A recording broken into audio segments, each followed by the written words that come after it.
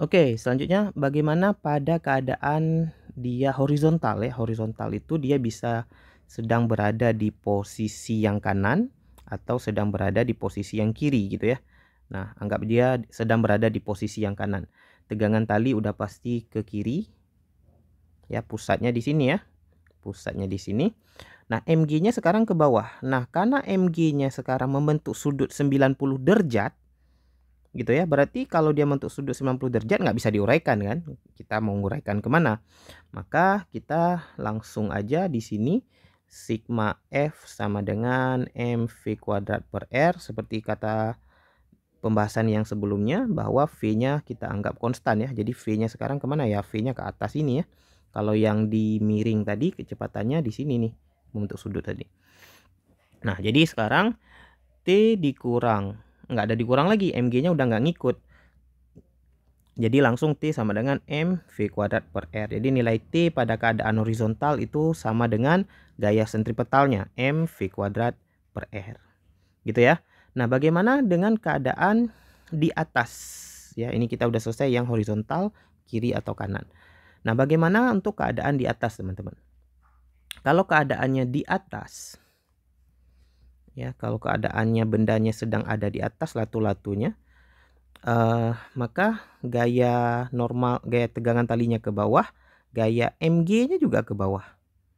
Ya kan? Nah, pusatnya kan ada di bawah nih.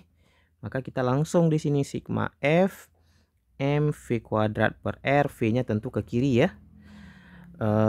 Kemudian T ditambah MG sama dengan mv kuadrat dibagi R. Maka T sama dengan MG, T sama dengan mv kuadrat per R dikurang MG. Jadi nilai T-nya dikurang. Kalau yang tadi ditambah ya. Nah, yang terakhir teman-teman, bagaimana kalau membentuk sudut tapi dia berada di kiri itu, di kiri ya. Jadi udah selesai yang ini. Yang terakhir adalah yang ini, yang ada di kiri. Nah, sebenarnya sama aja teman-teman ya. Jadi mirip-mirip aja tuh. Kalau dia berada di keadaan yang sini ya. Ini tergantung sudut yang diketahui yang mana ya, teman-teman ya. Jadi misalnya sudut yang diketahuinya di sini nih, theta. Ya, dia berada pada sudut theta terhadap vertikal ya. MG-nya ke bawah, T-nya udah pasti ngikut tali ya. Nah, pusatnya itu di sini. Maka ini kita uraikan nih. Kita uraikan MG-nya. Nah, sudutnya udah pasti di sini kan, berseberangan gitu ya. Ini MG sin theta, ini MG cos theta. Ya, MG cos theta-nya kemari. Kita buat di mana ya, di sini ya. Yang biru ya, MG cos theta. Nah, jadi gaya yang menuju ke pusat T dan MG cos theta. Jadi sigma F mv kuadrat dibagi R, maka T ditambah MG cos theta sama dengan mv kuadrat per R ya. Ditambah karena sama-sama menuju ke pusat. Berbeda dengan keadaan yang di sini tadi teman-teman. Ya, yang di sini tadi nih, yang di bawah nih. Ini MG cos theta-nya menjauhi pusat, makanya dikurang gitu ya. Nah, jadi hasil akhirnya gimana nih?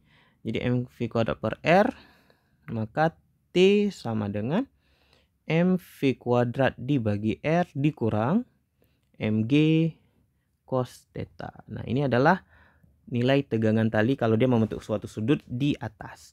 Nah, sebenarnya ini kita bukan menghafal, targetnya adalah bukan menghafal kalau di bawah gimana rumusnya, bukan ya.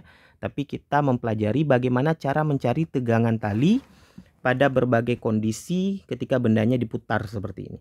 Jadi target awal kita adalah bagaimana cara kita menggunakan gaya sentripetal. Ya, kita udah tahu gaya sentripetal itu digunakan pada keadaan berputar. Nah, kemudian sigma F-nya gayanya kita pakai gaya yang positif kalau dia mendekati pusat, negatif kalau dia menjauhi pusat.